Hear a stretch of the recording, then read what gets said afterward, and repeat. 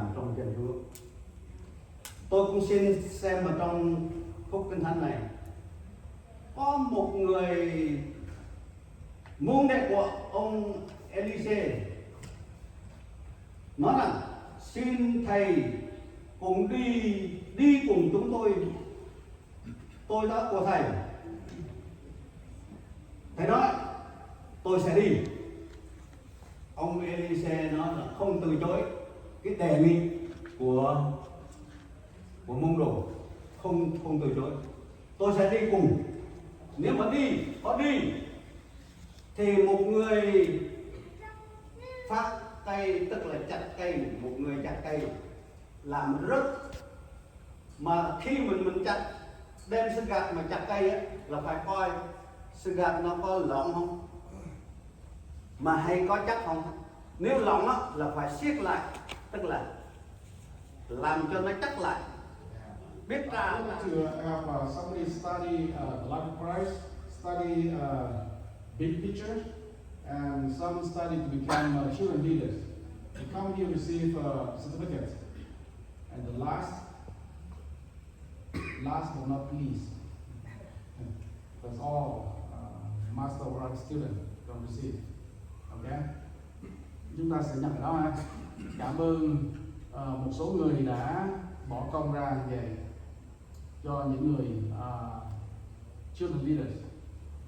Chúng ta rất là muốn để hướng dẫn cho con cháu chúng ta, và cũng là một số cũng giúp cho, tôi muốn nói tên nhưng mà những người đó là trong lớp học của chúng ta, rồi một số ở ngoài giúp cho ha. Cho nên là chúng ta cần khuyến khích anh chị em chúng ta để mà tiếp tục dạy dỗ con cháu chúng ta vào trong trường đó.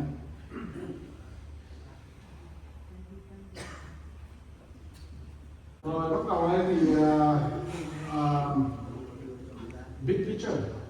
We have 15 to 16 students, right? 16 big picture here, and perseverance study to become to finish this one is really great. When you study big picture, you know at least like how many books in the Bible? Somebody took 6 to 7. Somebody told me. I said, almost got there. But yeah, 6 to 6. Big picture is really encouraging. Really something that brought to students, broaden their mind, right? Đây là cái sự thật đấy là Chúa đã ban cho người dạy ở đây bỏ công để mà làm ha. Cô truyền đạt nếu mà chưa những ai mà học xong big picture, tôi sẽ đọc tên ở đây ha. Cặp vui ví dụ có đây không?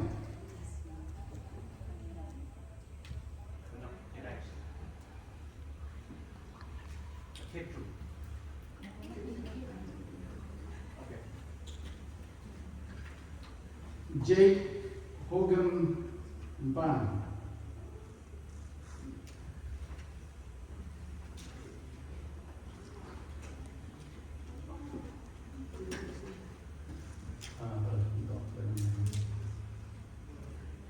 Đến đó tới khi mà ai nhận tất cả rồi cái nhạc rồi đến đó ha.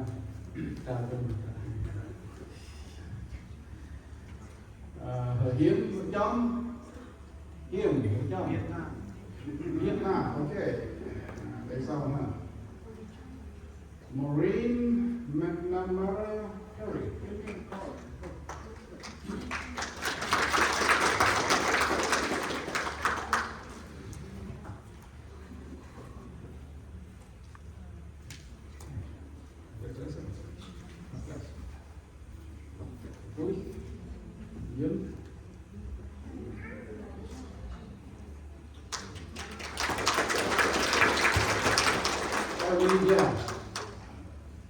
Elijah.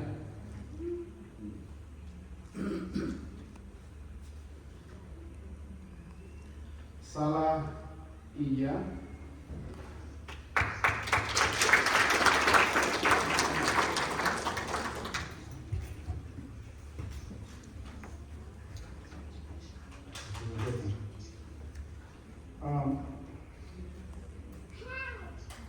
Kiêu siêu.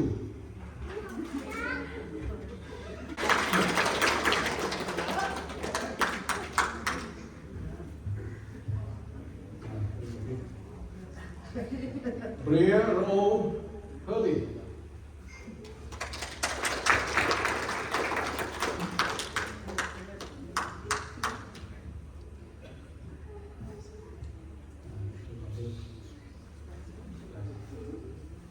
Lên rumah.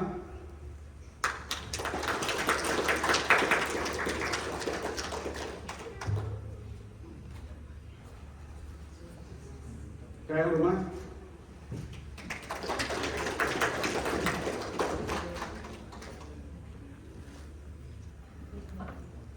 Amy Likia.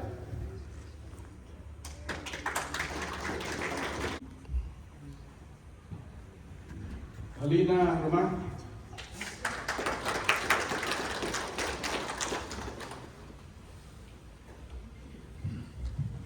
Lan Kepak.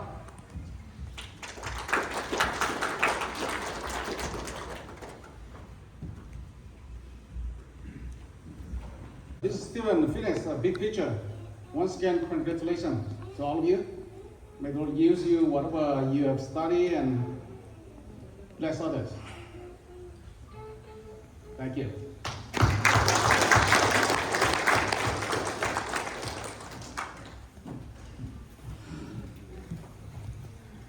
Và một số người, các cháu, các em, các chị đã học xong ở đây, học xong ở đây.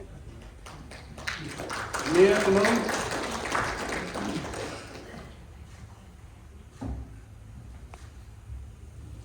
Lan Kepak,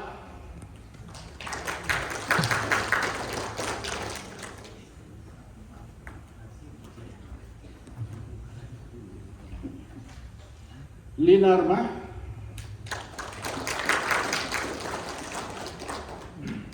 Amy Likia,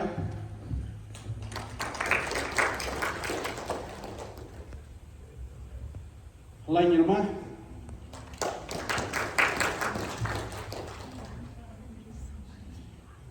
Yu Son,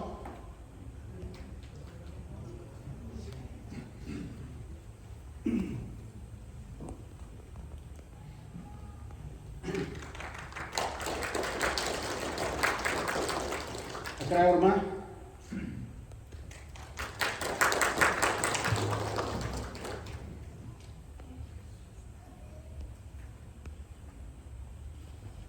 Men Rumah,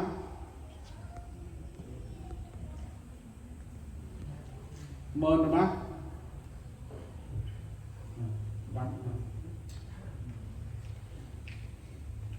một lần nữa xin Chúa ban phước cho quý vị ha. Đây là những người mà sẽ hướng dẫn thiếu nhi nhi đồng trong hội thánh ở Montana ha, hội thánh khác nhau trong Azusan. Cho nên nhớ cầu nguyện cho họ, họ cũng tiếp tục để mà giúp cho các em thiếu nhi nhi đồng để mà biết Chúa. This the class is for children leaders, and we'll teach, we'll help our children in our church, local churches, to know God, to know the Lord, and use whatever talent God. Đây là sinh viên học ít nhất là 4 năm rưỡi. Tôi nói ít nhất đây 4 năm rưỡi tại vì các sinh viên này đã 3 năm thì học xong cái môn có chứng chỉ từ tổng hội, và nhiều mục sư đã trở thành mục sư khi mà nhận cái chứng chỉ đó. Và những mục sư và các học viên này tiếp tục học là 9 môn nữa. Sau cái 16 môn đó là đối với trong trường này là Montana Alliance Theological Center, cái trường này là cấp cho, đây là cái bằng của trường này nha, không phải là bằng của trường ai khác cả, Master of Art, tại vì cả học là tiếng Hebrew. Một lần nữa, congratulations to all of you. Tôi sẽ gọi tên ở đây và quý vị sẽ đến và nhận ha. Khi mà quý vị nhận xong rồi đó, trở lại cái chỗ của quý vị, đứng đó đợi cho tất cả anh em chúng ta nhận xong rồi thì chúng ta sẽ lấy cái test của chúng ta cùng làm một lúc, rồi sau đó chúng ta sẽ ngồi ha, rồi chúng ta sẽ cầu nguyện và xin Chúa tiếp tục phước cho chúng ta. mục sư John giúp được này ha.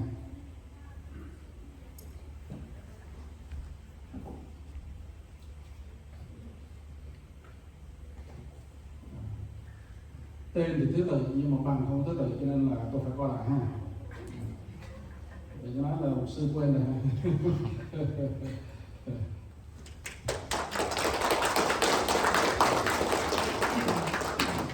Quen rố.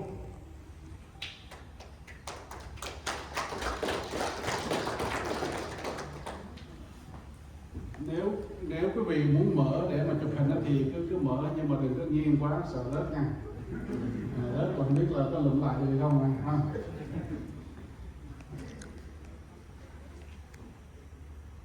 Rồi, ra làm.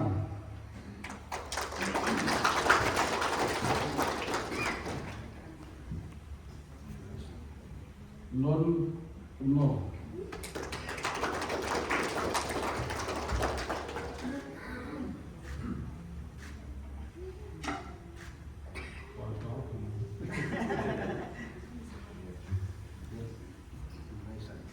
Theo một chữ đi.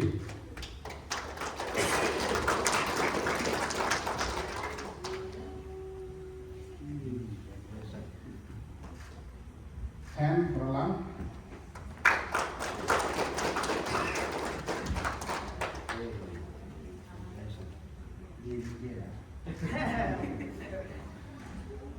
Đi bay rồi má.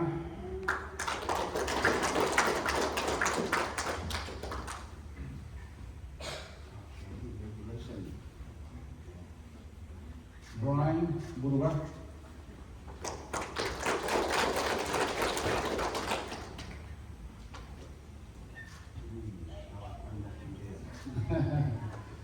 Blair Dew.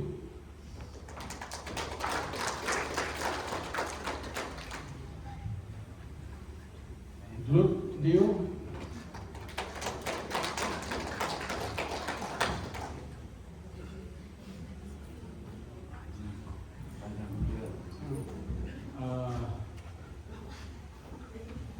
Enoch Ungrove.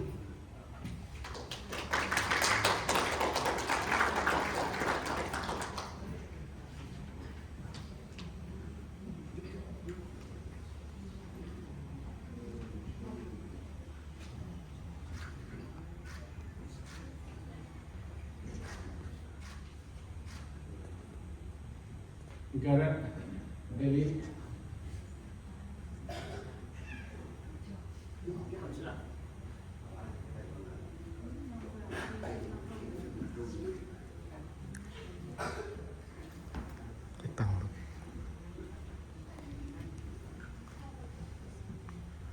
Lâm các bạn.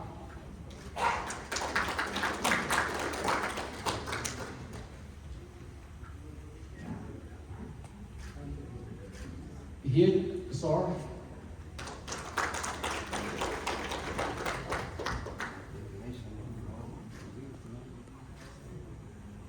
Ngoài ở má.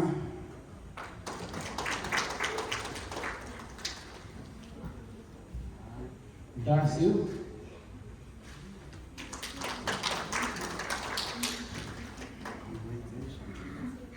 Đọc xíu.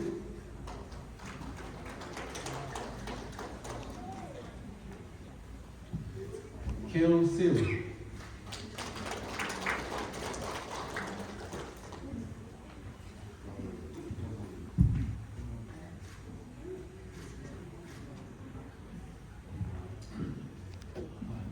Quý vị đã học xong rồi, quý vị cũng đã bước tới cho đến bây giờ, và lúc này thì xin mỗi quý vị lấy cái thẻ số của quý vị bên này trở qua bên này, tức là đã tốt nghiệp graduate quay chụp dòng này ha.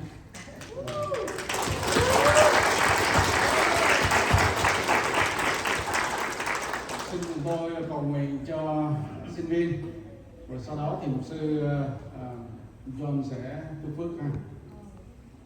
Xin tất cả chúng ta cùng đứng lên.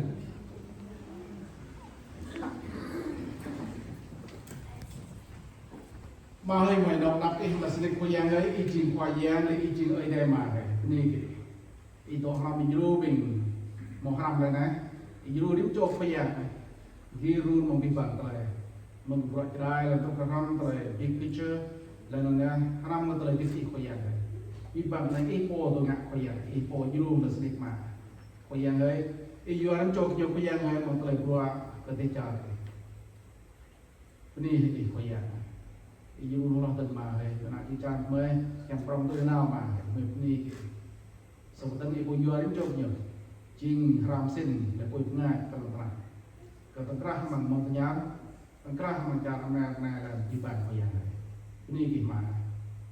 Jelas bukan koyang sukses, berdoa mahalu ya.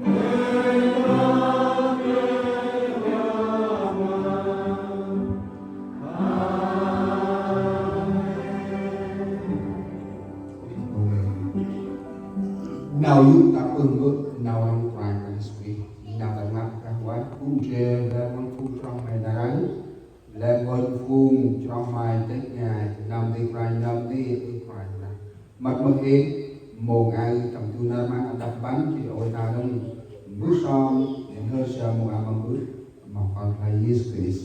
Amen.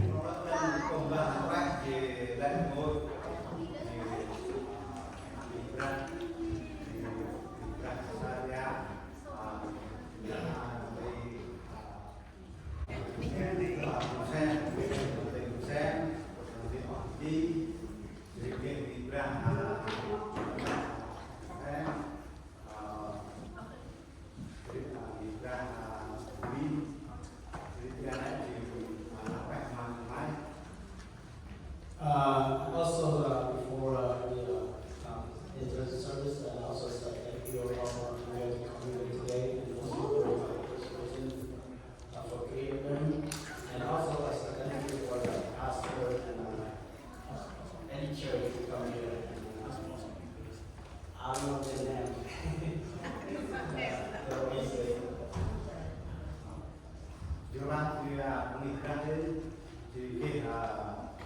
Lôi xuống đây là bài lên vì nó đấy là bố thì thằng nghĩ lại vì là Việt Nam lại từ cái ra Việt Nam đấy nên thì là hai cái Việt Nam mà thằng nghĩ ra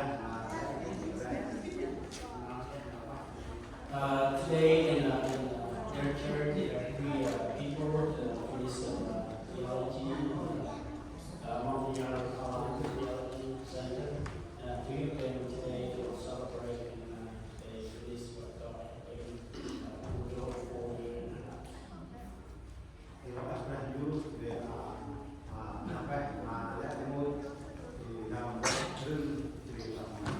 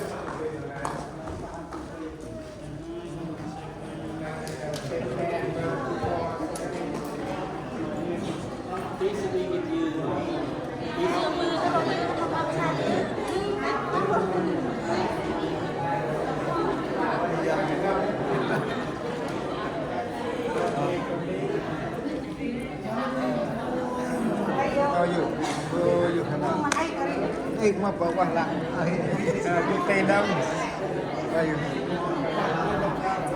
họ bên đó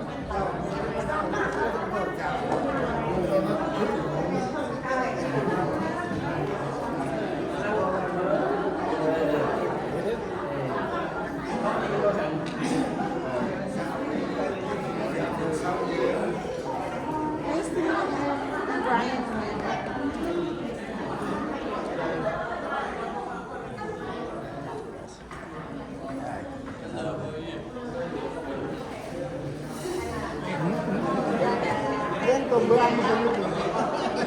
Ano mo kayo.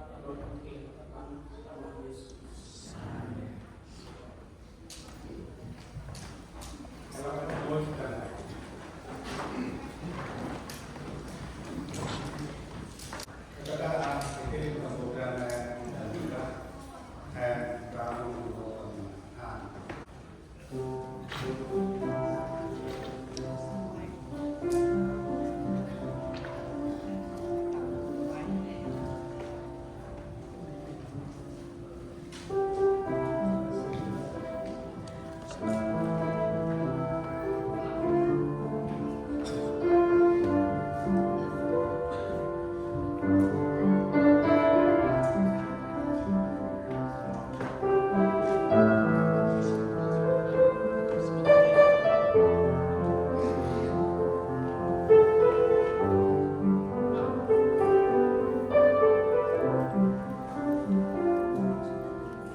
Gõ để không bỏ lỡ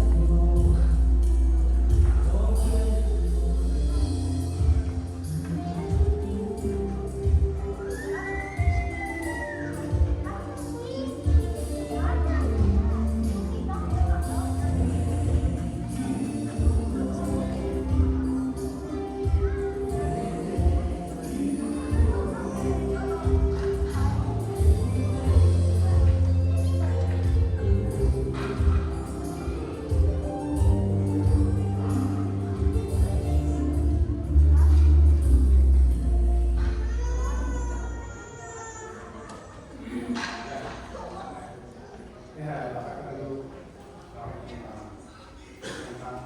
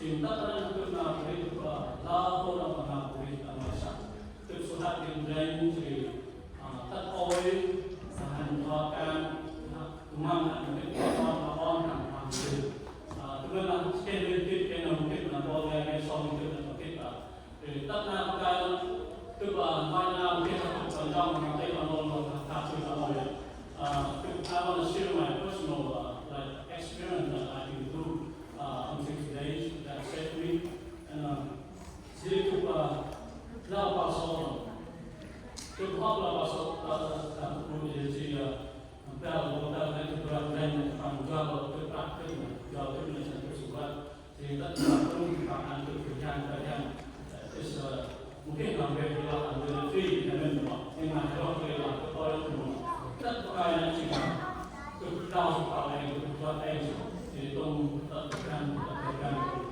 kalau pemerintah logic kalau yang mungkin tak di bakers atau is like 5 a day. You know, I know everybody here, if somebody inspired them or a lot of you sleep at night time and then you think about dream in the morning and you feel fish like, and then you buy fish, yeah, for me I did that, and I dream at night time. Sometimes I stay up and then I look at my time, maybe the number is about yeah, and then one day,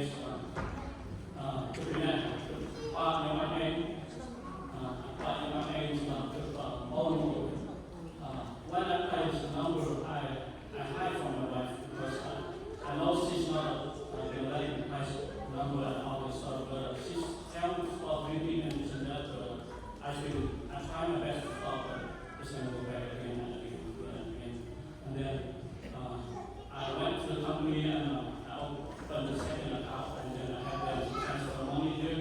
It's like 20% every week, so the rest of it goes to my wife and me account.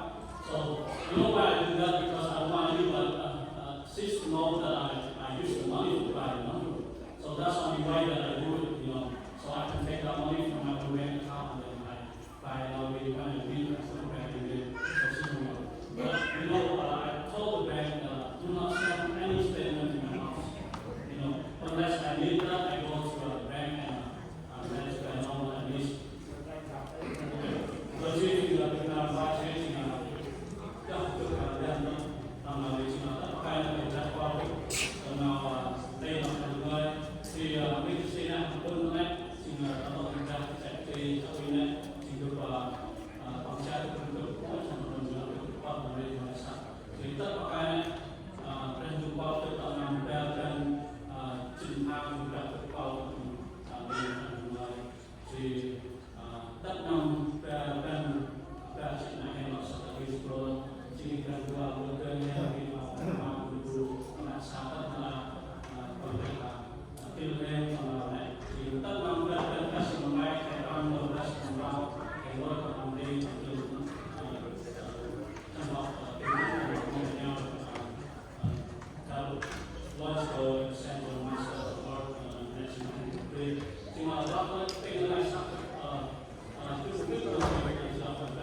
I'm a different person than when I compared with my life before. So I know that God saved me so from the slave, so from that time, and then I repent and then went to church and Lord asked them to pray for me, and then until today. So unless you know, I don't know, you know, people are doing kindly.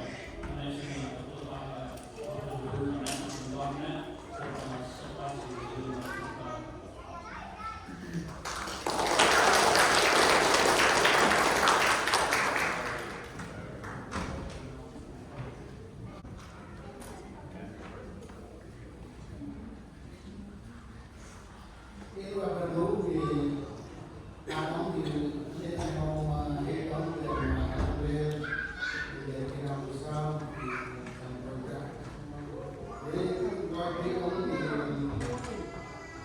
làm chi sao được các bạn ấy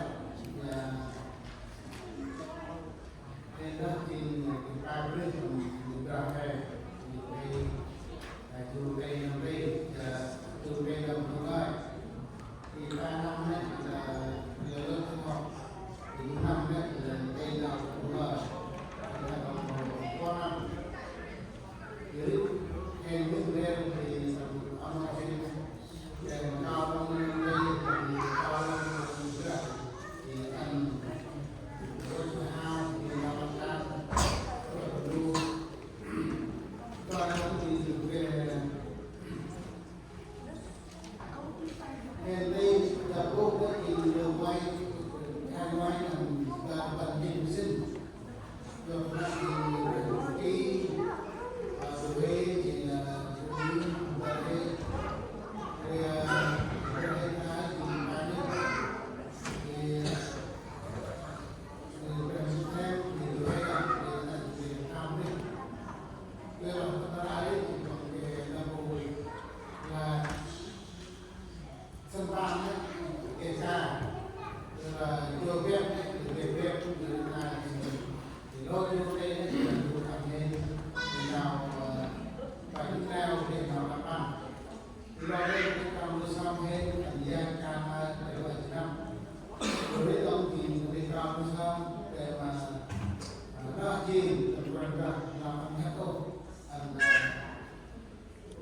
đứa nào cái hào đứa nào cái rồi đến ai rồi giờ tất những năm cái nước nằm ra vang ngoài lẽ trong đó thì cho con năm nào đây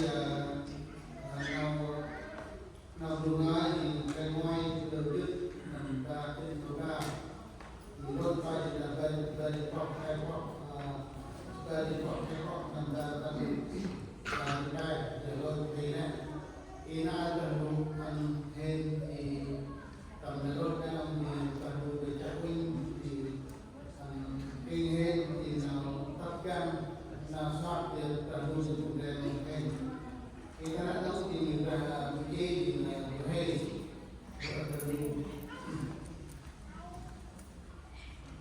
và ông thì nó còn đủ dùng cái ông nó ba thì coi con nào hiện nhiên và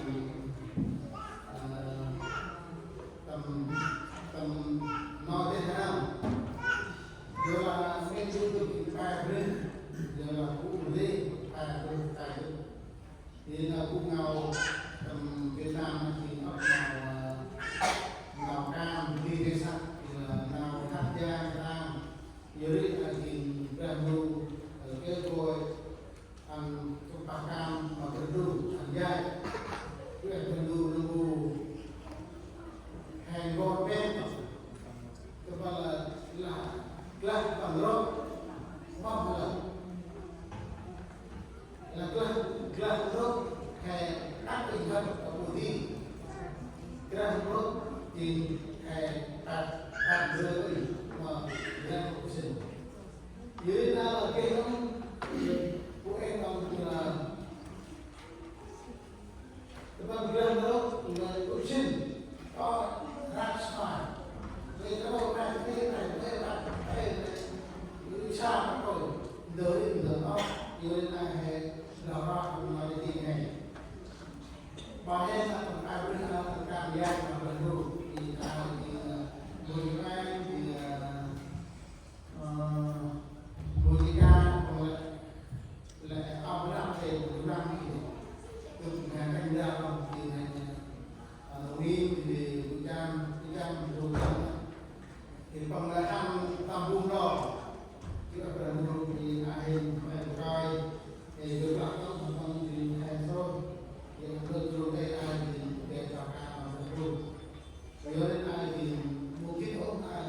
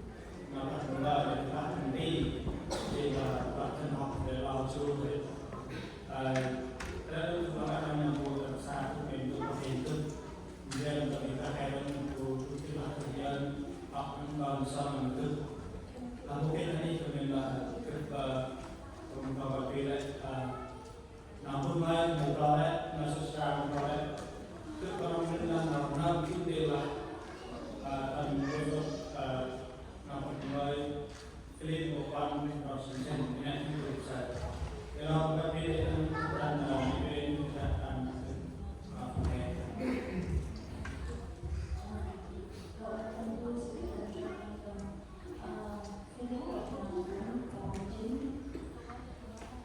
Đức Chúa Trời, tôi sẽ không ứng mọi nhu cầu của anh em theo sự giàu có vinh quang của Ngài trong Đức Christ Jesus.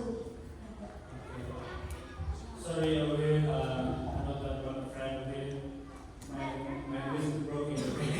Sorry about that. When I come here, it's like only 1 year to go to school. I just pretend that I'm here, but I don't have anything in my head. This is 1 year.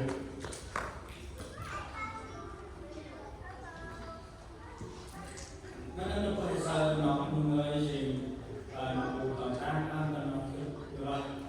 Nào đi sao cái nào cái đâu nào đi nó ăn nó mình không cái sao cái người bạn cái người bạn rất chỉ cũng gần đây thì mình là mình lâu nó được đâu từ là tuần tra tuần này nó rất cô pakai cô cần đi rồi pin rồi cô bạn ăn mà đại làm sao cô pin ốc lên này còn là đi sát về là ngăn về xuống về đi sát là một gram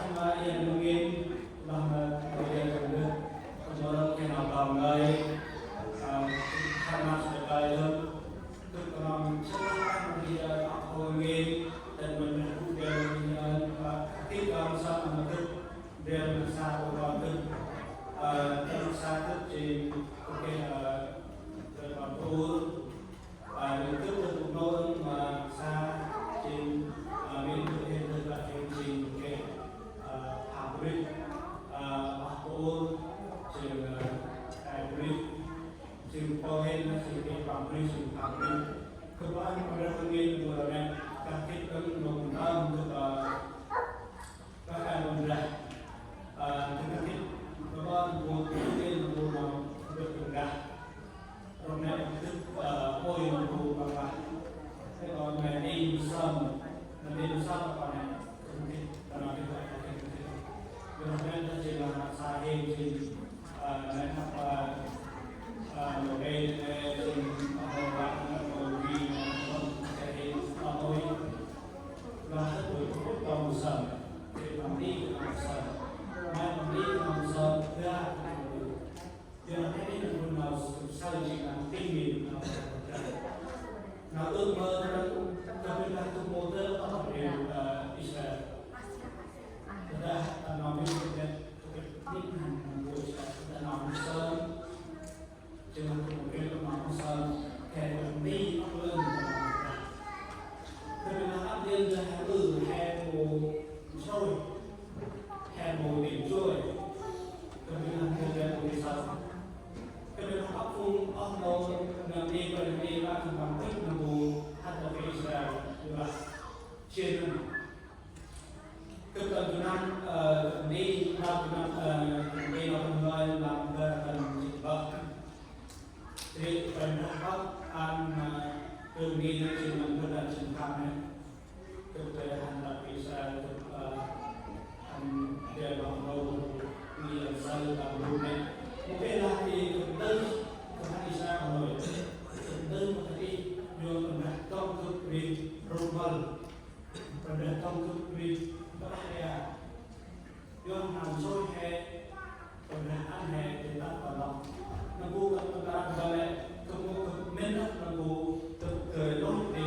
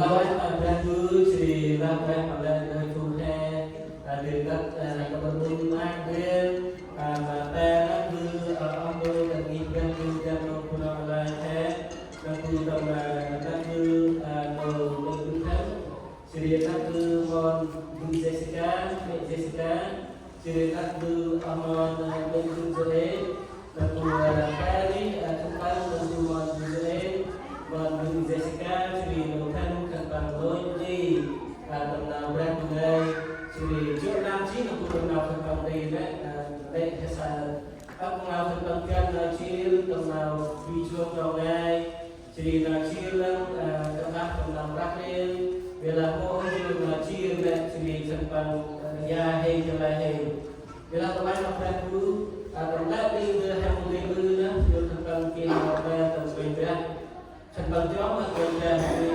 ca lại mỗi tiền là chia ra năm thành phần là thành phần Việt Nam thì có các thành phần tốt nghiệp chủ đề là Montpellier Technology College Center.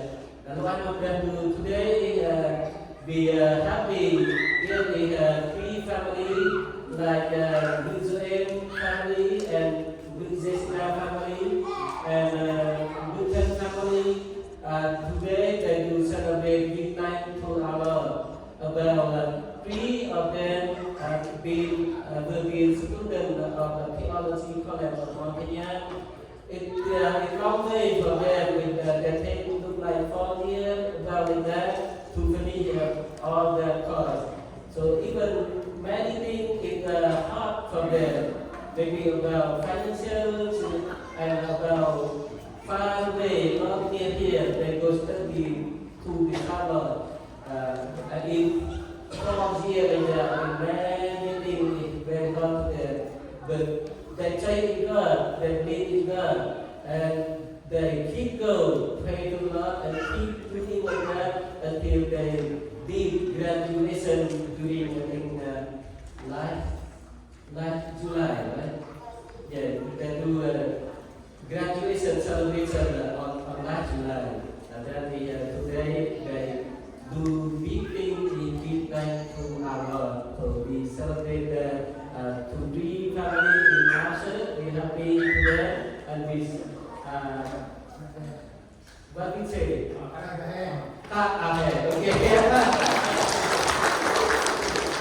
Thank you. Before I share some of the word of God to all I hear, I have some word from Lucian uncle and Marseille. They want me to read about the word to like he refresh Lucian, heart, and all 3 of people just graduation from Theology College. The word refresh their heart. Okay. This is the word in Vietnam language. I can read in Vietnam language. I'm sorry. Okay. Chúa Marseille lời khích lệ trong Chúa. Các cháu thân mến, tốt nghiệp không có nghĩa là đã kết thúc việc học tập. Các cháu đang bước những bước đầu tiên của cuộc hành trình mà thôi. Con đường phía trước còn rất dài và còn nhiều đỉnh cao đang chờ các cháu chinh phục. Hãy luôn luôn thắp sáng và giữ lửa ước mơ cũng như kỳ vọng, và hãy luôn kiên trì vượt qua những trở ngại để đến thành công. Các cháu đã xuất sắc tốt nghiệp sau những tháng năm học tập, rèn luyện, nghiên cứu và đầy thử thách.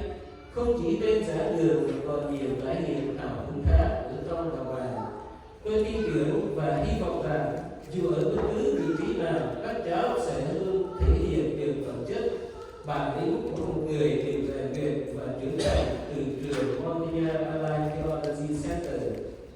Hãy sống hết mình với những giá trị văn lời Chúa tốt đẹp và nguồn tri thức mà các thầy đã truyền tải để làm danh ngôi trường đã hoàn thành cùng các cháu. Và đừng quên, hãy giữ lòng biết ơn dành cho những đấng sinh thành, những người đã dạy dỗ và những người đã cùng các cháu chia sẻ trong những năm tháng của cuộc đời. Hẹn gặp các cháu ở những chương trình đào tạo cao hơn hay những hoạt động của từng sinh viên để tiếp tục kết nối với nhau, với nhà trường và mang thương hiệu niềm tự hào của đi khắp muôn nơi. Tôi đặt trọn niềm tin kỳ vọng vào các cháu, luôn trân trọng và tự hào về các cháu. Chúc các cháu luôn có đủ niềm tin, nghị lực, sự lạc quan và tình yêu để đạt được những thành công trong công việc và hạnh phúc trong cuộc sống. Hãy tỏa sáng các cháu nhé.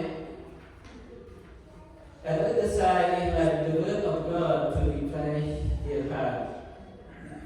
Chúa Marseille lời khuyên trong Chúa: chẳng phải ta đã truyền pháp các con sao? Hãy mạnh dạn can đảm, chớ run sợ, chớ kinh hãi, vì Giê-hô-va Đức Chúa Trời của con vẫn ở cùng con trong mọi nơi con đi. Joshua đoạn 1 câu 9. Đức Chúa Trời tôi sẽ cung ứng mọi nhu cầu của anh em theo sự giàu có vinh quang của Ngài trong đấng Christ Giêsu. Philip đoạn 4 câu 19. Hãy mạnh dạn và can đảm đừng sợ, đừng kinh khiếp trước mặt các dân tộc đó, vì Giê-hô-va Đức Chúa Trời của anh em đi với anh em. Ngài chẳng liền khỏi anh em, chẳng từ bỏ anh em đâu. Phục truyền được Lệ Ký đoạn 31 câu 6. Dù khi con đi trong vùng bóng chết, con sẽ chẳng sợ tai họa nào, vì Chúa ở cùng con. Cây trượng và cây gậy Chúa an ủi con. Thi Thiên 23 câu 4. Nhưng ngay trong đời Đức Giê-hô-va chắc chắn được sức mới, cất cánh bay cao như chim ưng, chạy mà không mệt nhọc, đi mà không mỏi mỏi. Ê-sai đoạn 40 câu 31. Đức Chúa Giêsu nhìn họ và phán rằng: loài người không thể làm được việc này, nhưng với Đức Chúa Trời thì khác. Vì Đức Chúa Trời làm trọn mọi sự mát đoạn 10 câu 23. Đức Giê-hô-va phán: vì chính ta biết chương trình mà ta phải định cho các con, đó là chương trình bình an chứ không phải tai họa, để ban cho các con một tương lai và một hy vọng. Giê-rê-mi đoạn 29 câu 11. Danh Đức Giê-hô-va là một pháo đài kiên cố, người công chính chạy đến đó tìm được nơi trú ẩn an toàn. Trong ngôn 18 câu đường. Tôi làm được mọi sự nhờ lớn ban năng lực cho tôi. Philip đoạn 4 câu 13. Thấy những ai mệt mỏi và gánh nặng hãy đến với ta, ta sẽ cho các ngươi được an nghỉ. Trong Thư đoạn 1 câu 28. Đây là những lời Chúa mà an ủi cho ba gia đình đã học xong là trường tiểu học Môn Nha. Xin chúng ta hãy nắm lấy lời Chúa đã khích lệ chúng ta, và chúng ta nhờ lời Chúa thì chúng ta sẽ thành công trong mọi sự chúng ta làm. Ngày cảm ơn Chúa Mà-sê.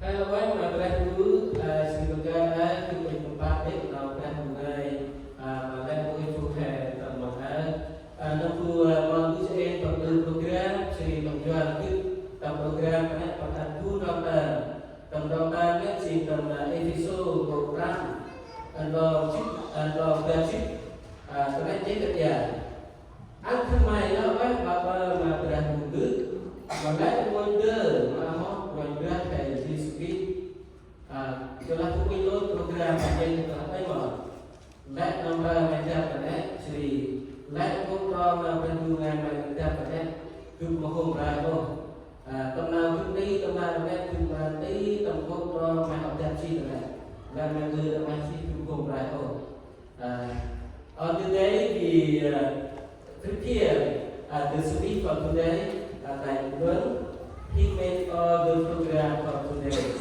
After he made the program, he sent the program to me. In the program, he put the song we sing today and the key word for today. I look on it and I say, Lord, everything to be good. I not say anything in the program you made.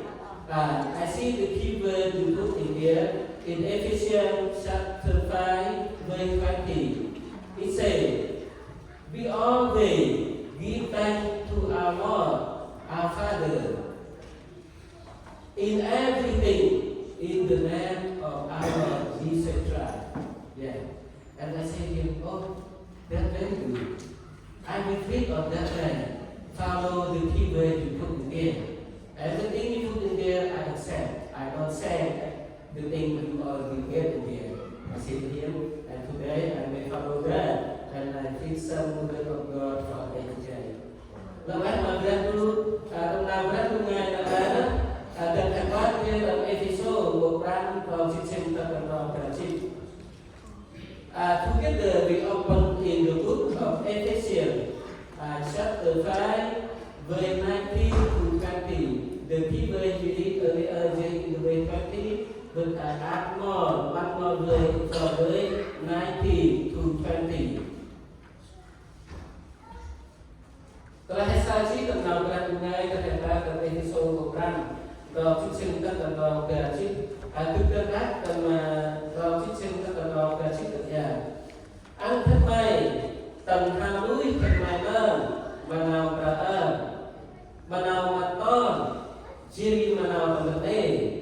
Anh mai ba tempe mà berat malak ni kan. Anh mai lawan baba Tuhan Yesus Kristus.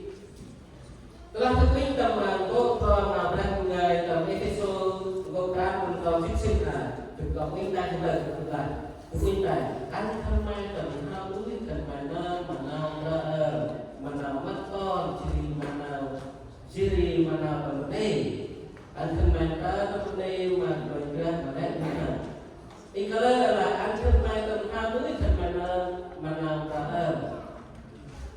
chiri mà nào bằng con chiri mà nào bằng đây mắt nào bằng ngày là gì hả ta đi nào kan bunga aku cakap tentang dia makan dulu mula nào kan bunga aku kemhamu berkata jadi mungkin apa lagi mungkin temajan dan perlahan dia tengah kita mesin perlahan dia hãy lấy ca vị thơ thánh và bài hát thiêng liêng mà đối đáp cùng nhau temajan dan perlahan phải tầm hao núi hãy biết lát temajan hãy lấy ca vị thơ thánh và bài hát thiêng liêng mà đối đáp cùng nhau, tức là sóc nào ba tak berkelar Sri nào ba biết Sri sóc nào ba lẽ hè tầm rạp hè, tức là nào ba Sri hè tầm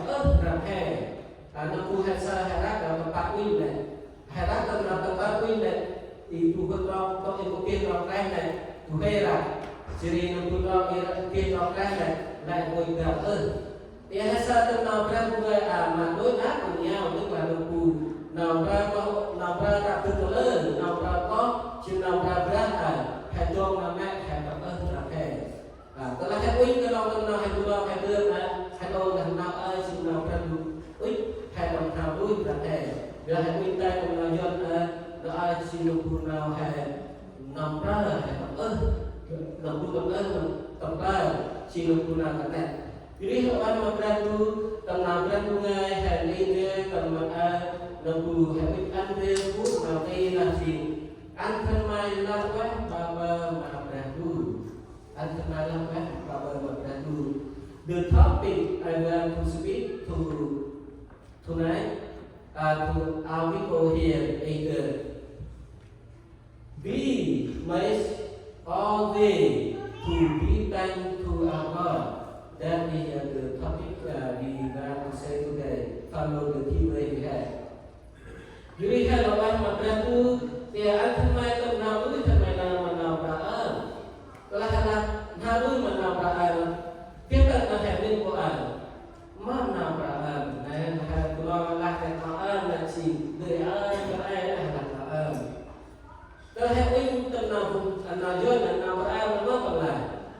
Hãy uy tâm nào dân nào ra một ngày sinh thi là chuyện tập đoàn nào ra một ngày nào hết thiên là chuyện cả lơ đi chuyện đưa tạo cái lơ làm đưa tạo cái càng tu đi nên chuyện là cùng thi thiên vì hãy thức tâm nào ra là chuyện là cùng nào ra nào thấy một tạo cái lơ đi là từ càng tu nên chuyện là cùng tâm nào ra rồi hãy uy tâm này lại ngồi nào ra từ ngày nào ra nó mất cả này. Karena aku kenal nama itu aku bilang nama itu simpan simpling kenal bungai karena Cina sana bukan kenal jadi kalau main berang dulu ya nau berang bungai akan main terkamu kan main nama si mana kenal tak kenal berang dulu kalau si mana betul si mana benar akan main berang benar malah bukan dan si menggunakan dunia anh khai nào ra tâm đây mà thường cả anh hai tâm hao núi tâm nào ra chỉ mà nào ra có cả chỉ nào hai tập ra hè tu mô hè dương ra là tu mô hè tâm đây mà ra tu chỉ anh khai này ra tâm đây mà mình ra mà lẽ mình làm lẽ tâm nào hai tâm đây mà mình ra là chỉ cần tin nào hai tâm đây mà mình ra là hai tâm đây mà nào ơi nào nào ấy nào sinh học em bila kenal hai tâm đây mà phải tụi nó cấp nâng mà nào ra mà nào mui nên chỉ là tụi tâm nào hai ra tâm đây mà phải tụi jadi mana phải tụi tâm nào hai tâm đây sinh học em mà mình ra cái tâm nào phải sinh học mà anh thân mai ra mà phải tụi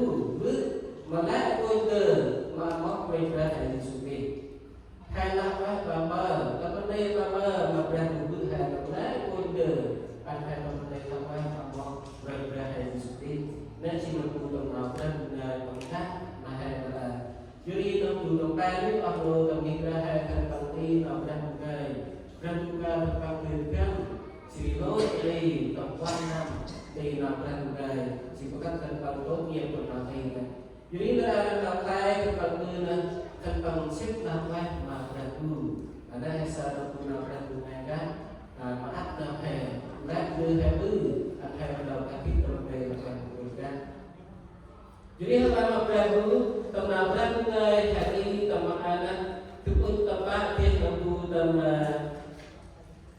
tầm quan tây là đi ngoài là gì ăn thân mai tầm hao núi thân mai mà nào bà mà nào mà to chi đi mà nào mà đây nó chỉ đi ngoài bây giờ tầm bát mà không thể đi qua cái gì ăn thân mai ra cái đây mà mình ra mà lại mình không nó chỉ là một điều là vậy điều ba nó chỉ ăn thân mai là quét ba bờ mà bền đủ nó chỉ là một điều là vậy điều quan đây chỉ mà lại nuôi cơ mà có về ra hệ Jesus Christ tập quan đây là hệ bình nhắc dễ là đủ mà ra người được ban hết mà đủ hệ tập mà thờ chỉ được tham lo tầm đây ngoài đây là ăn thân mai tầm hào núi thân mai mà nào mà nào là to chia đi mà nào là vấn đề tên tầm nào do còn là hãy lấy ca bình thơ thấy và bài hát thiên liêng mà tương tác cùng nhau sắp tâm phu nào bà binh nào bà có chỉ nào bà biết ăn thân mày bằng ớt và thân mày vậy sao má nào của nàng thì hãy lấy ca bình hát chỉ nào bà thơ thấy chỉ nào bà và bài hát thiên liêng chỉ nào bà hãy sắp nào bà hãy bằng ớt và hãy sắp nào bà hãy bằng vấn đề bằng thân vì thế sao nằm thay là tập đi ngoài bên có từ nằm thay là tập đi mà làm đủ mà nào ra vì là mà làm đủ và hãy nguyên về quá là hãy nào tập đi mà làm đủ mà nào ra thế sao tập đi mà làm đủ mà nào ra tập nào ra của bà xin đầu bài xin tất đầu bài ngoài tập đi mà làm đủ mà nào ra là mất thải vậy tại anh bù bưng nào bù ra mà làm đủ ha được ra mà làm đủสิ่งเราใช้thành công ha bằng ba thành công ha mà bê thành công ha màรู้thành công ha mà biếtและจริงha đưa mà bằng đưa được ra mà làm đủ giờ cái sao nào rất người hay với nhà gì ha nào mà bê mà làm đủ mà nào ta we offer to our Lord with the soul how important is we offer to our Lord with the soul our God like to accept that we will read in the Psalm of the book of Psalm chapter 69 verse 30 to 31 if we read it in English how the word of God say there vì sao ta làm đủ giúp cho quý tầm nào ra nghe tầm nào ta cùng ra xin toàn về xin toàn về xong qua mới làm ra nghe còn ăn vậy còn lá tầm nào về xin khích mà tâm đê mà ra tu tầm nào ra khích mà con mà ăn mà làm vấn đề I will pray to the Lord with the song I will give thanks to the Lord with the praise from my heart Etiar là nào đây làm ác lên mà diệt qua lao lên mà nào từ ra cùng quan Here is make the Lord happy more than the sacrifice by the animal, like by the cow or sheep, what kind we sacrifice to offer to the Lord. But we offer to the Lord by the song we pray to Him. Lord, happy more than the sacrifice by the animal we offer to Him. Nên xin ông phụ nào bên người và bạn già nào đấy là ác ơn là gì qua lao lên mà nào từ ra mà đủ qua tầm nào hay từ ra mà nào ra hay nào ra mình ra xin ông phụ nào đấy đủ an ơn mà ra mình hay so if we offer to our Lord by pray to the Lord with the song Lord that it make Lord more happy and God accept what I pray to Him by His song. Really, my friend, it's more important we do sacrifice by the cow. In by the cow, we do sacrifice the thing that is very important. But by God, we offer our song, pray to Him, that it make Him happy. ได้สรุปตัวเราพระตัวเราสมัครเนี่ยทำให้เราดูแลมันดูวันดูแลแบบเนี้ยชีวิตดูแลวันดูวันกินแกงเป็นอะไรได้มากเลยเราดูสอบเดือนเราจะได้สิ่งไปเลยเบี้ยนะเราได้เราดูตัวนั้นนำเฮาเราบังเราเราได้ชีวิตดูมากเลยเราดูสอบเดือนเราเลยอยู่ที่เราเต็มวันได้อันแทนเราเฮาเราได้เราดูเราได้แต่สามารถได้ใช้เราดูWe see if we offer to our with the song, we see that important. God accept that. We see that how important God and God happy about that and God accept about that.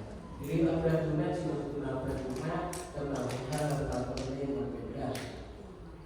Jadi dalam mana saya kalau dalam hal majibwa, lalu termain fuku dengan tu. Sound. The sound happening to our all people in the earth. The Bible says, call every people in the earth. May sound the sound to our Lord. Like we sing to our Lord and we sound to the pray to our Lord. That one is the Lord God to all people in the earth who to hear. Anh hẹn hắn tân nam băng mà nào cầu lê anh hẹn ta thức mà băng mà nào bà ơ with the song we sound to the Lord with the song that is the Psalm chapter 95 verse 2 sound to the Lord of Him and with the song we see sometimes I watch in the television or movie I see in some denomination they sing praise to the Lord. They sing not just sing, but they sing like they sound, very loud voice. Sometimes they say their body, they dance. Some other denomination, maybe they go, who they dance in all life with the word of God. But this is here in the word of God, tell me to do. Sound to the Lord, read the song. We not just sing, the sound that we, like we scream, like sing very loud. Yeah, to the Lord, read the song. Nasa na patuloy pa yan. Mo kunong hempa pa malapamay at hentaya terpapang manawra. Jadi hasan na pamay magbigas pin manawakan. Koi berasap ke dunia. Jadi pengadan. Dalam makhluk majiwa, le mo termai tubuh tertanah tu. Bahkan kau majiwa manawkan. Tenang go sisram bawah kemana? Anhan kenapa menang anhan terhut apa menang kenapa go tu yang bawah bawah mana? Dalam apa majiwa? Ada người termain kuku keleku. Bahkan kau majiwa menang han kenapa menang bahkan kau menang han kenapa menang? Here is the word of God in Psalm chapter 100 verse 1 to 2. Sound to the Lord, all people in the earth. Work for Him with happening. Go in front of Him with song. Work for Him with heart happening. Go in front of Him with a song. Sing praise to Him. That is our word. Not just about the sacrifice by power, by sin, that one God accept. But the very important God accept, make God happy is by the song. Jadi ada dulu apa tapi pemahaman apa dari program. Jadi amam apa dari program. Amam itu yang memberati apa dari program. Hal terlebih dari antara memberati dari program mereka the second I want to speak to ourselves today. Go in front of Him, pray to His name with all our heart. go in front of Him. Pray to Him with all our heart. That is the second one I want to say to ourselves. Ya hasa tapi wai besi. Berada pada yang bergerak pada Tuhan. Berada pada yang bergerak pada Tuhan. Apa berada pada yang bergerak pada Tuhan? Tak nak hampa tahu berakhir kati, berakhir. Tak nak having feel pusat berada pada saat kerja berpakaian. Oh, kalau nak putih berada lebih mungkin orang dan bergerak. Kita having mana bergerak. Mampu ujian berada pada Bagus siapa ujian jom berdebat, berakhir pada berakhir. Kali kerana bermaaf nak ujian berdebat. Dan kerana di wajib dan simpan pada memperintah melakukan. Selama melakukan apa lại đưa theo bơi mà đưa là người tham mang mang mặc vừa khóc ta ơi là tươi bơi là thế vậy. Ôi tao xin tu chức là chúng biết là thế là người tươi bơi là mà lại người thật. Rồi dia ra nó thao dung này tụi là nó lại người ta sẽ tươi rất đồ về này. Tụi là thân con ngay bài ngay là có thể làm được các một hàng ngày. Bồi về quan nan là tụi chú có cái quan nan nó cũng thế. Có thể rồi về mà làm chỗ đi từ vào. Bây giờ tôi cứ từ lên đi thăm là thôi. Là đây là sợ. Ia là sợ. Ba tôi đây tôi ra mà thăm là không hành bài là đi. Không hành bài là gì. Thành ba tôi đây mà tôi ra. Mà lên là thành nai gì rồi. Ở đây chỉ là sợ. Mình về chỉ. Ba tôi đây mà tôi ra. Màn thân cả ta. Ia là sợ. Tầm năm ra cô tôi hiện sinh ra bài chích. Pernah kenal ke Bada pada bapa madrahu tam pada madrah tam lagu bihat nasi kenal ke bila kenal pendengar belajar pernah mungkin lah kenal tam belajar pengajian.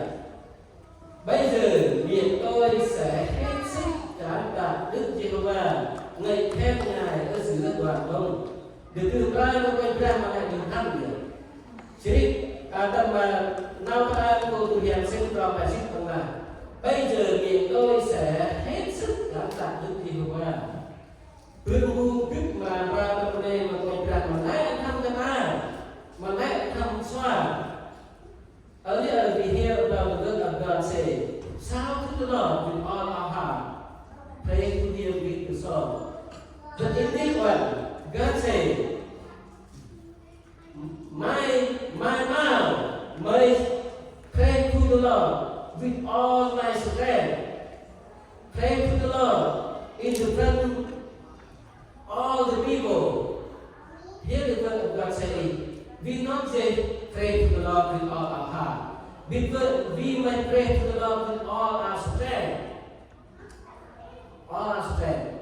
Sự lẽ con xoan này yes. Ba đồng tên mình ra mà lẽ con xoan này. Ba đồng tên mình ra mà la ấp đuôi. Bước rực bì rồi. Ba lẽ con xoan ba đồng la ấp đuôi rồi. Những việc của mình ra, sự việc phép của mình ra. I cannot see loud to the Lord in the front many people or in the front all people. I cannot say that. I say, I pray. I think we think like that, right? But how do we pray to the Lord with all our strength in front to everybody, in front of all people, in the place many people. That's what the word of God has to here. See, I see I work in the television or I work in the video. I see some of the recognition. I see in the Asia, maybe in Burma, something like that. I like to come back. Those people see me very good. Those people see me very like the Bible says. They sing not they sing. They sing and loud and they dance and they do their they did very good. I said, wow, that is very good. They sing how come? How come our people cannot do like that? I say to my wife, and my wife she very like to work at the team sing pray to the Lord. I think in Burma, in something Israel, something like that. And I said, I'm now have that name of my brother, she, my man comes from her, in the love of my brother. She began to Nam ra có bác ngoài vào cả bài và các dạng Phương hùng chỉ vì quê mà làm con má từ lá giúp mà cầm lê mà quần ra yên sát nam ra ngoài là phương hùng là ta hết từ lá giúp mà cầm lê mà mai đất mà quê giúp mai họ tận cho ai chỉ nam ra cụ hiện bác ngoài vào cả bài phương hùng mà ta hết từ lá giúp mà cầm lê mà mai đất mà quê giúp mai họ tập cho ai chỉ ya ta tâm lê mà quê ra đây mà buru nghe Sri đâu mà quê này đây ta tâm lê mà quê ra mà buru Sri mà quê này in the word of God in Psalm chapter 71 verse 23 17 my mouth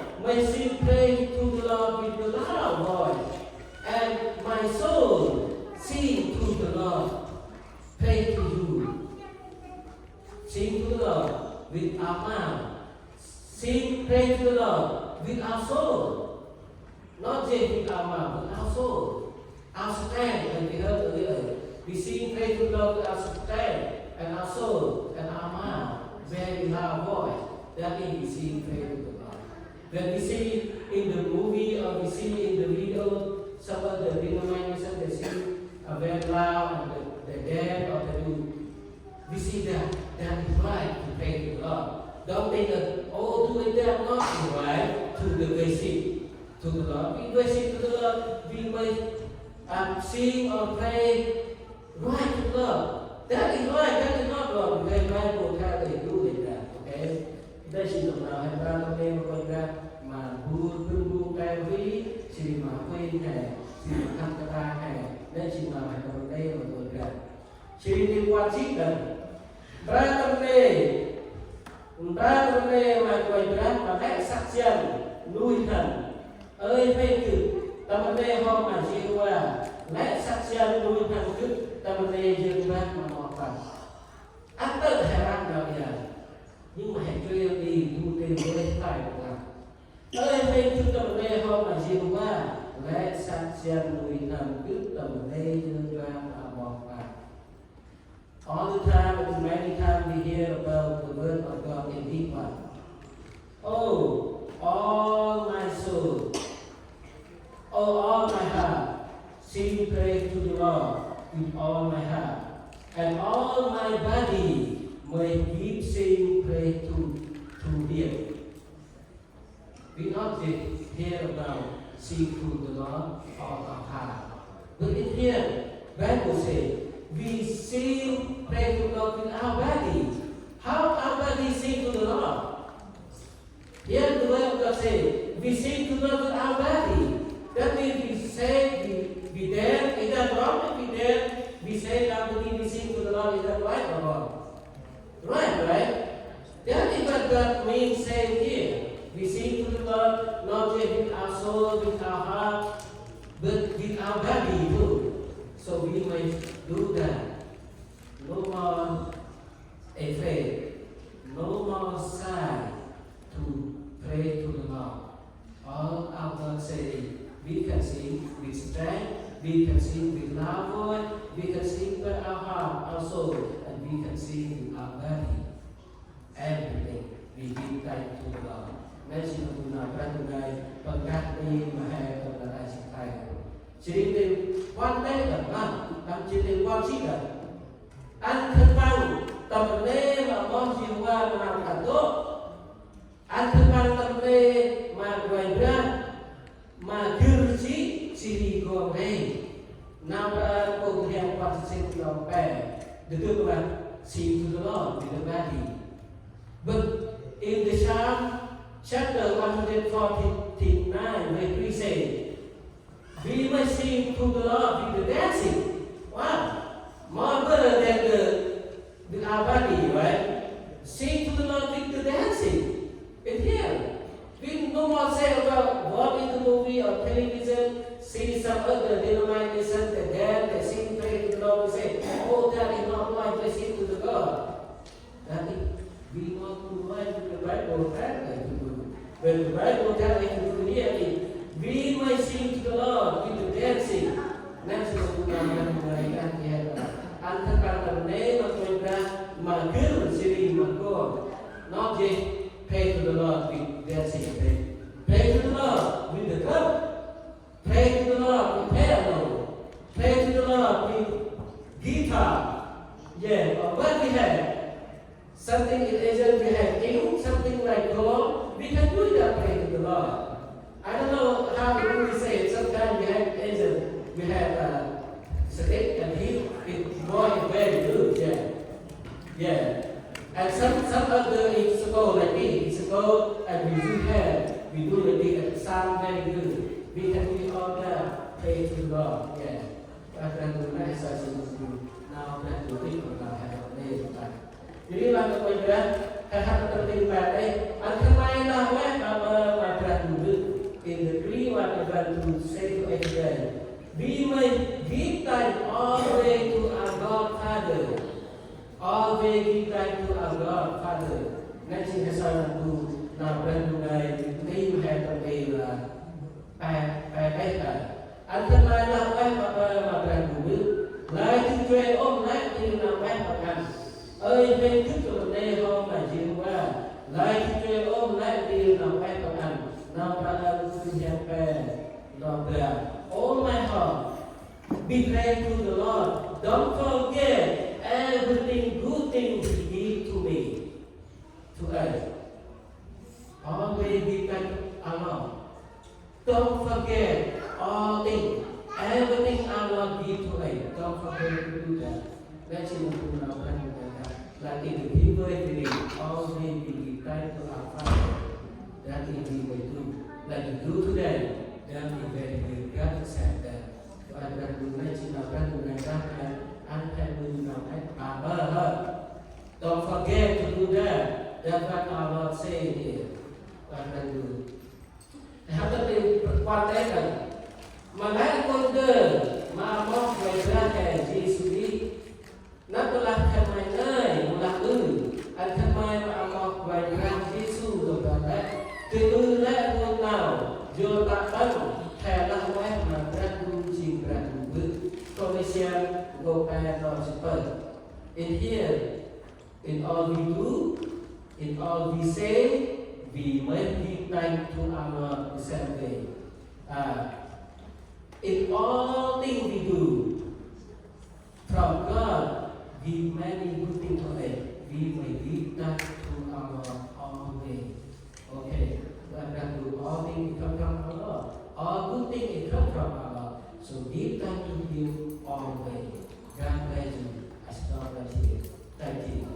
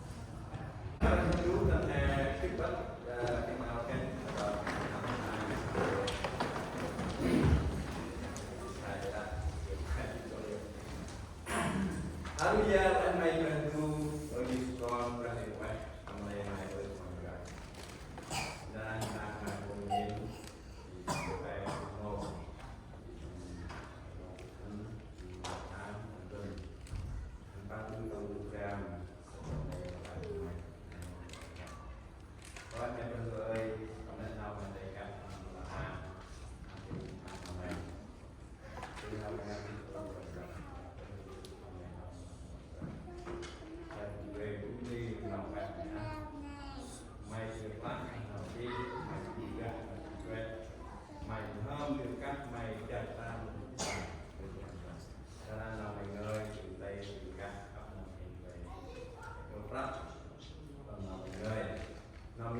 đi tặng còn đi còn đặt là người được phải nằm để ăn đây mà còn đi tù về nó cái một tắc cái tô là ngoài mày về dưới neo tầm nào đi còn đi xong là mày còn đặt là tầm nào đi ngay tầm đây ok thì rất lắm cho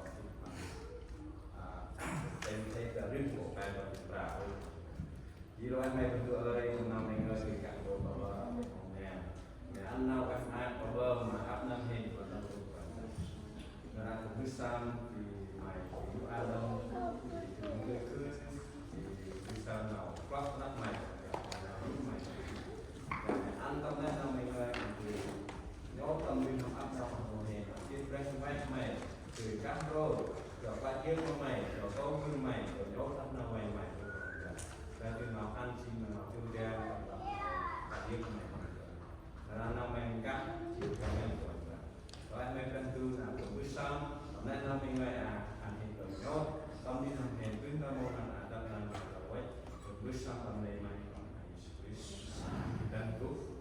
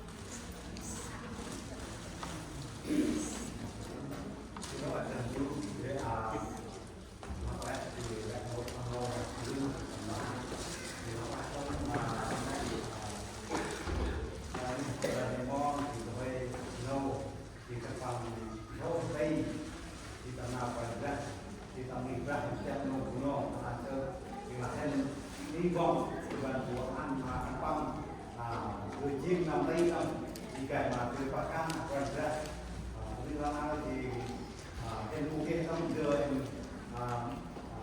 ăn mà ăn băng thì là còn quay ra thuốc đem mà ăn băng cao mắt máu liền ăn băng đấy thì nó phải là và chỉ có ít nào đâu thì là người ta được ra lên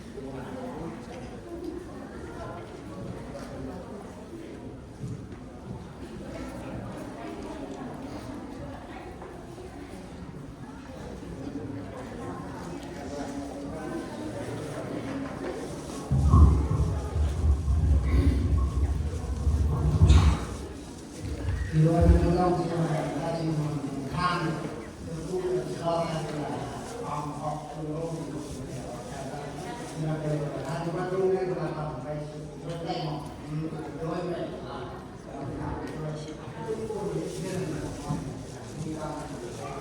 không bằng trong tôi còn nó khó hơn là khi ta cái gì mà nhà không họ lên thì họ cái gì họ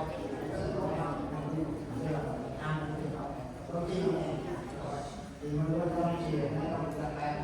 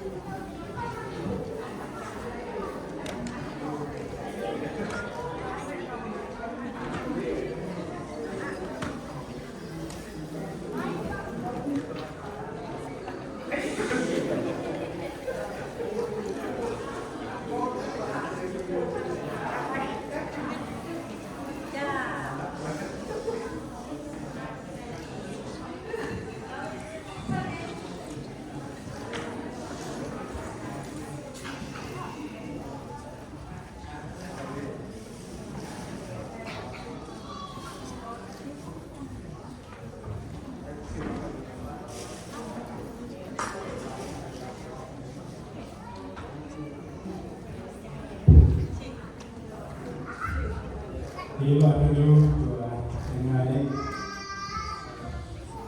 dengan Jessica dan seluruh orang Jessica dan selama kemudian di selama kemudian akan maksudnya kata mengajarkan akan juga yang dulu kan dan ini baru akan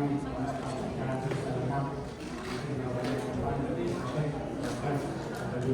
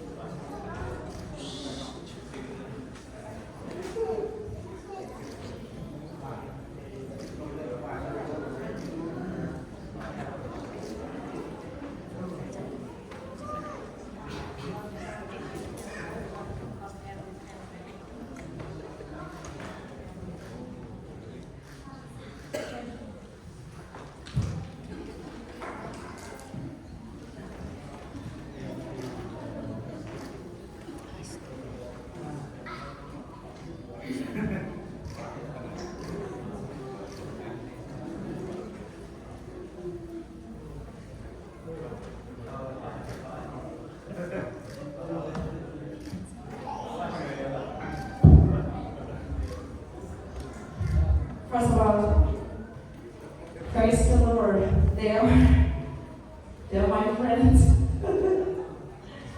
So proud of you. Dạ tạ Chúa thực sự là rất là vui, rất là hãnh diện được we come as a multi-ethnic, and God brought us here from Vietnam, and we didn't think that we could make it, right? And do you believe that God brought us here for the reason? He has a reason. By the way, I'm Penny, and I'm from Charlotte, North Carolina, and I was the only girl for all men around me in the class for 4.5 years. So today I come here to say that I'm so proud of you. Chú, con rất là vui và rất là hãnh diện rằng là chú đã hoàn thành tốt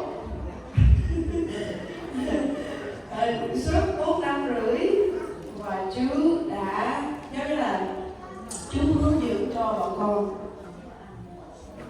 con đường, không có con đường nào tốt hơn con đường họ về Chúa. Thực sự là như vậy. Mặc dù chú lớn tuổi hơn bọn con nhưng mà chú vẫn đi mà chú không có dừng, và con không bao giờ quên là chú luôn luôn lúc nào cũng thúc đẩy bọn con. Nhất là hai người bạn này bên này từ xa, từ Israel đến Charlotte, you guys made it. Sure, yes, 4.5 years. You guys made it. And I pray that the Lord will lead you, the Lord will be always be with you, and the Lord will show you the right path to walk, and He will bless your ministry. Thank you, friends.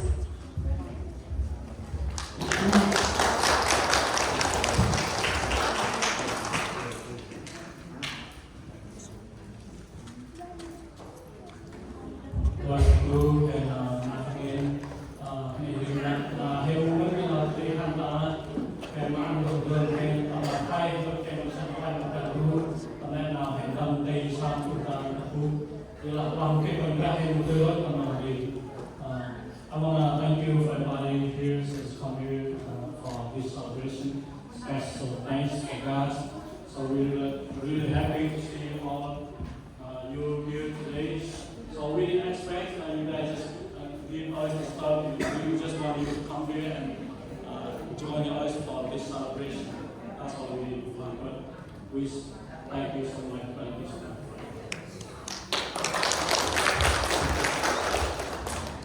Tôi lo được là tôi cũng nghe họ bên kia được anh nói hết hay anh nói chút anh nói được con được hết vì lòng cái đó sai một lòng rồi chúng ta chúng ta lâu nói bên các sự thế chúng ta sẽ làm của chúng ta cái lo cái hành đi là một người con tôi làในวันในภาคเอกแทนช่วงประมาณที่เราได้ในการ Đầu tiên đây giờ là nào còn hàng nông thức nhà nông nào cà phê nó rau nào cái giờ là đi mình giờ nên nào hay từ sau cái lo cầm sách giờ mà mình ra không thích giờ còn hát làm sao được giờ có thể bòn không có người ta thu liên hệ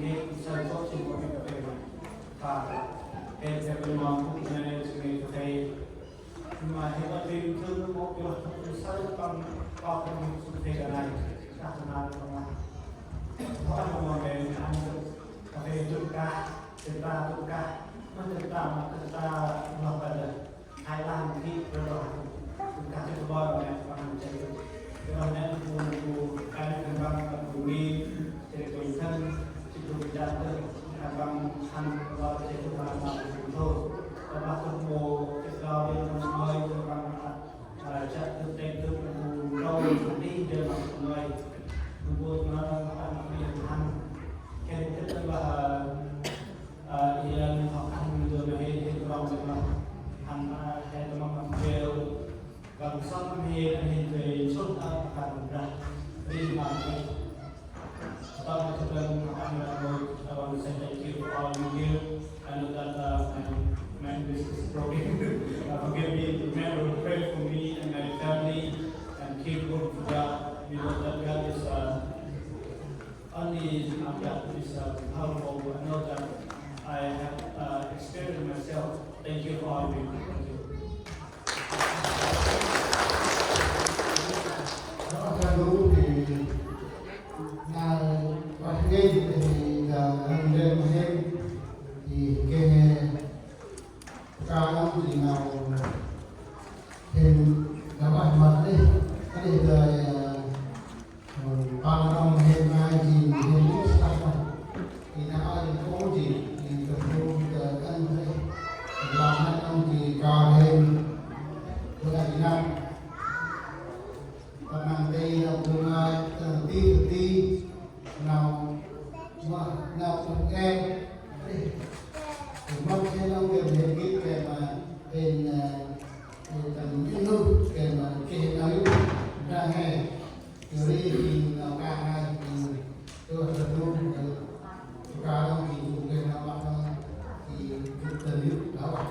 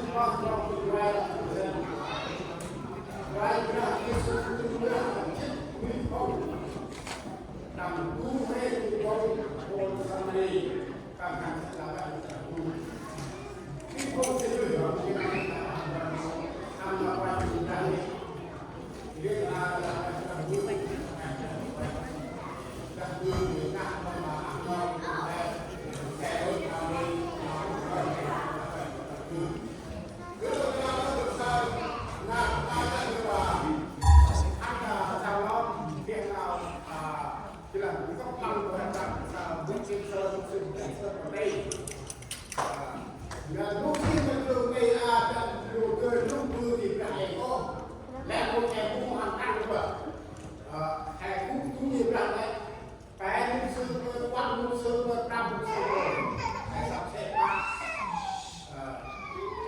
thế ra hay làm việc làm luôn rồi hay sắp xếp cho bạn mình đây có đấy bằng có là cả bằng lại từ việc làm đây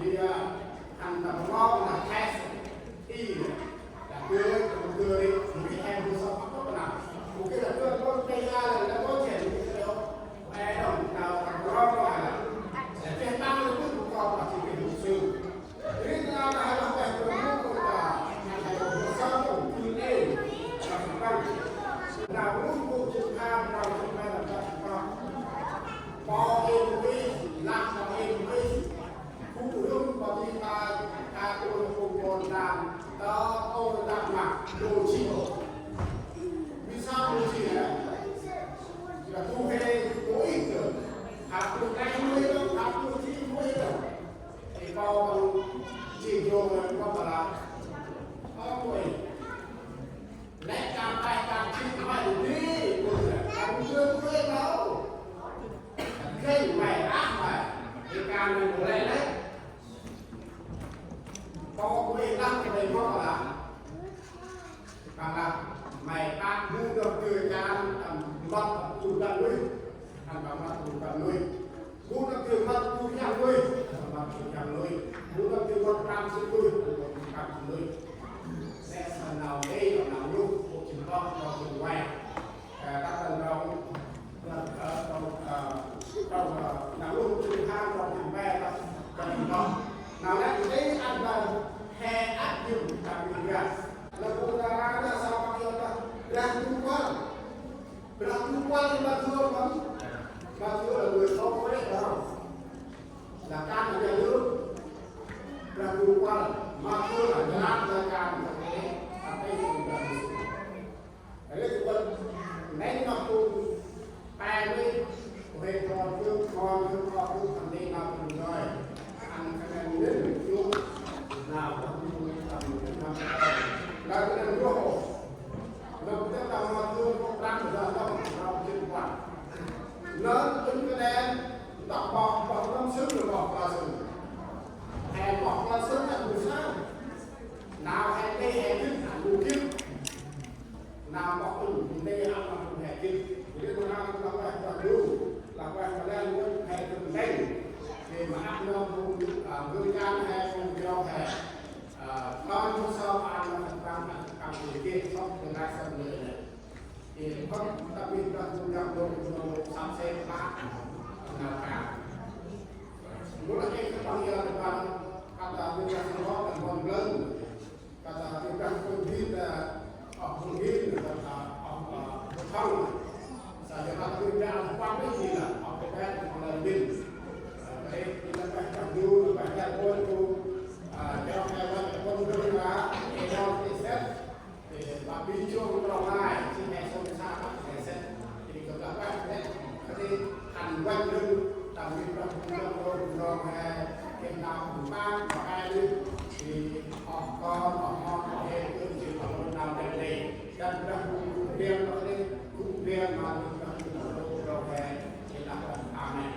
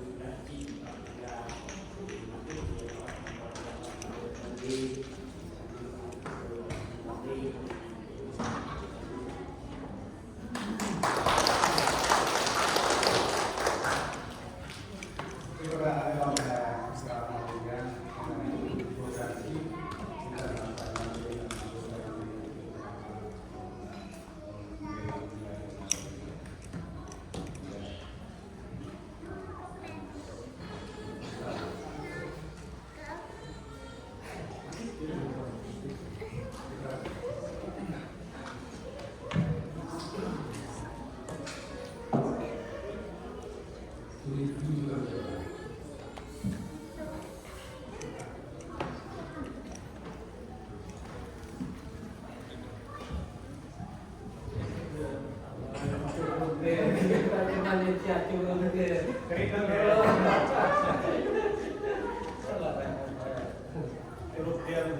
Oke, kunci dulu. Dan itu dia benar. Oke, coba.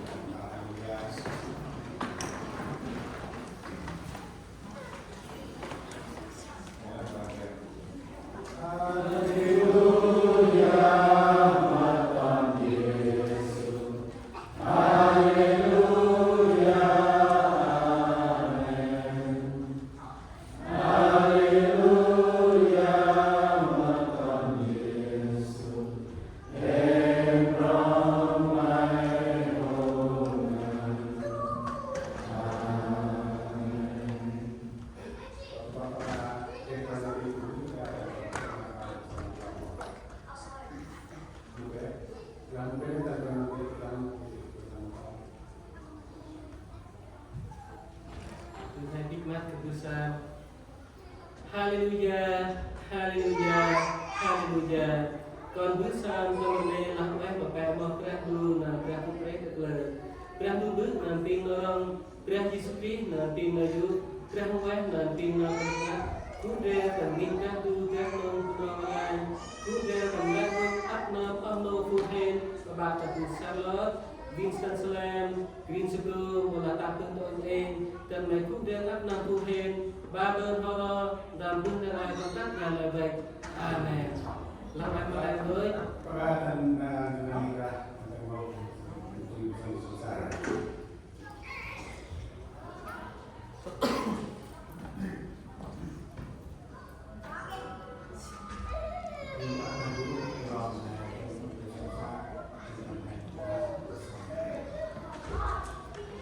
Haleluya, program menyebut rezeki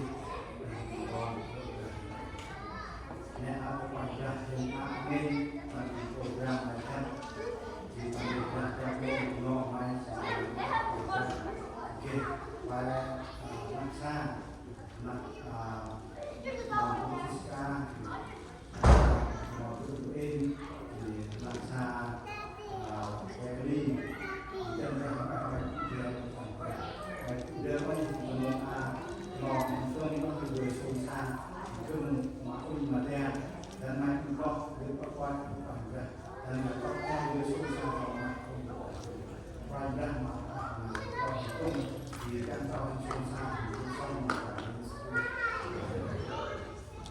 Lalu ada kota punya tidak ada. Lagi susah berkira atau apa?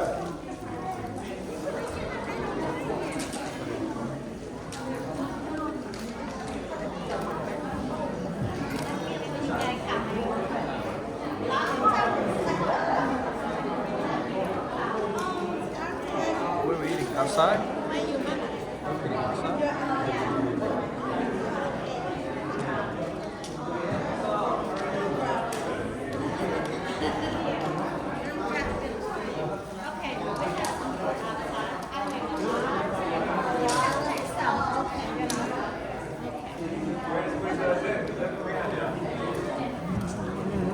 I guess we'll eat something and we'll keep eating though.